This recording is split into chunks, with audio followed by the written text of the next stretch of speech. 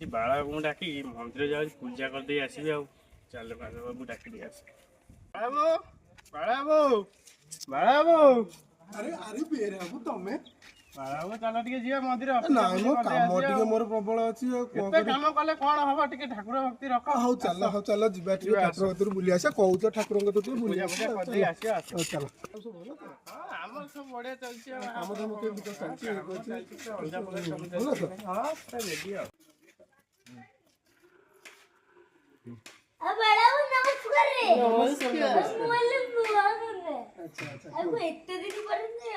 କଣ କରିବୁ ନା ଆଉ କାମ ଟିକେ ରହିଯାଇଥିଲା ସେଇଥିପାଇଁ ଆସିପାରୁନଥିଲୁ ଆଉ। ନାଇଁ ନାଇଁ ତମେ ଯା, ମୁଁ ନୂଆ ଚପଲଟା ଆଣିଛି କି ନେଇ ପଳେଇବ। ତମେ 250 ଟଙ୍କା ନେଇଛି ଯଦି କିଏ ନେଇ ପଳେଇବ, ମୋର ପଳେଇବ ଗୋଟା ଦିନରେ ମନ୍ଦିର ପଳେଇବ। ଆଉ ଯଦି କହୁଛ ହଁ ମୁଁ ଯାଉଛି ଆଉ।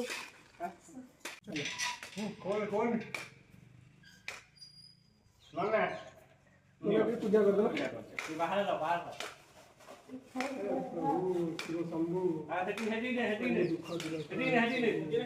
ଟିକେ ବୁଲି ଆସେ। ଗାଡିଟା ଥୁଆ ହେଇଛି ଆଉ ବାପା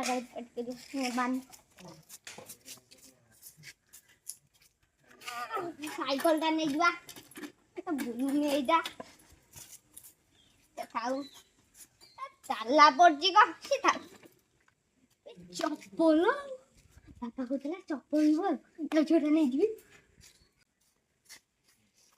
ନା ଏଇଟା ହଉନି, ନା ଏଇଟା ହଉନି। ନାଇଁ ଏଇ ଚପଲଟା ହବ। ବାପା ଦେଖେଇଦେବି ଆଉ।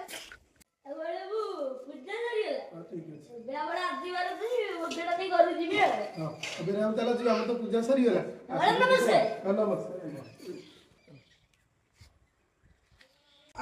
ଆରେ ଶଳା ମୋ ଚପଲଟା କୁଆଡେ ଗଲା? ତମକୁ ମୁଁ କହୁଥିଲି ନା ମୋ ଚପଲ କିଏ ନେଇ ପଳେଇବ। କାହିଁ ମୋର 250 ଟଙ୍କା ଦେଇ କିଣିକି ଆଜି କିଏ ନେଇ ପଳେଇଲା। ନୂଆ ଚପଲ ନେଇ ଆସିବା। କାଇଁ ଚପଲ ସକାଶେ କାଇଁ କଣ ନୂଆ ଚପଲ ନେଇକି ଆସି? ତମେ କି କଥା କହୁଛ ଗୋ? ମୁଁ ଚପଲ ଗୋଟେ ନେଇକି ଆସିଥିଲି, ଖାଇବା ପାଇଁ ପଇସା ନାହିଁ। ସେ ମନ୍ଦିର କରେ ମୋ ଚପଲ ମୁଁ ନ ନେଇକି ଆଉ କାହିଁ ଚପଲ ନେବି?